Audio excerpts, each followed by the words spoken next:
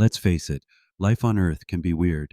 Beautiful, yes, but also full of situations seemingly designed to make us forget that we are, in fact, a radiant being of light with amnesia, having a very strange, highly sensory vacation in a meat-based spacesuit.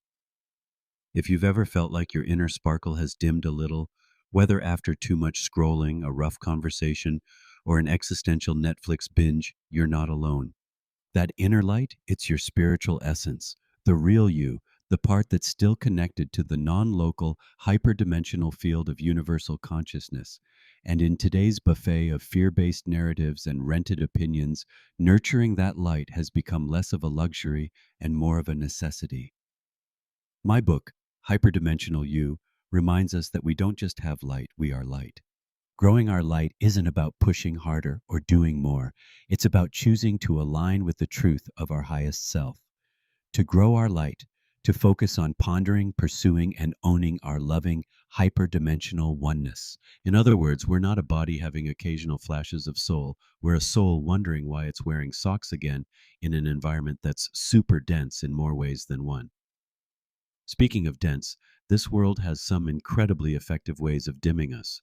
Start with fear. It's everywhere, disguised as news, sold as entertainment, and delivered through devices we hold inches from our faces for much of the day. Fear isn't free, it siphons energy, it clouds intuition, and it thickens the veil between what's real and what's been programmed into us.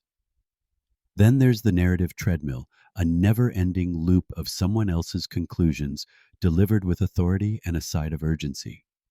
Rather than tuning into our own resonance, we often just grab whatever story is trending and run with it. Add in our emotional ballast, those grievances we lovingly nurture like emotional bonsai trees, and it's no wonder we feel energetically sluggish. Every unhealed resentment becomes a weight tethering us to an older, less enlightened version of ourselves. And let's not forget the house of cards belief systems we inherited from people who inherited them from people who never really asked, is this actually true? So, how do we reignite? It begins with sovereignty of mind, that elegant, radical decision to stop letting our thoughts run around like unsupervised toddlers. We don't have to believe every thought we think. We can pause, question, redirect.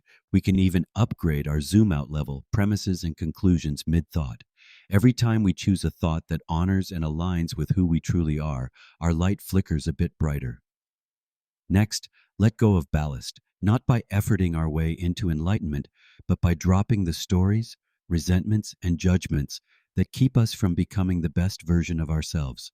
Forgiveness isn't about justifying someone's actions, but about integrating, freeing up a ton of stuck energy, and finally moving beyond. When we release a grievance, the universe may quite literally refresh the reality of our life in real time, minus that toxic content.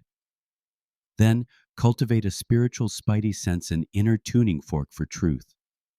The felt sense in our body when something resonates versus when it contracts our field.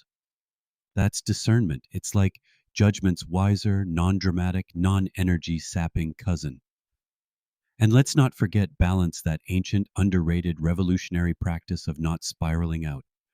When we prioritize peace, coherence, and internal authority over outrage at external conditions, we're not ignoring the world, we're helping to realign it. The more of us that prioritize emotional balance, the less wrongdoing there will actually be. Not because we looked away, but because we stopped feeding the old energy distortion with our energy and attention.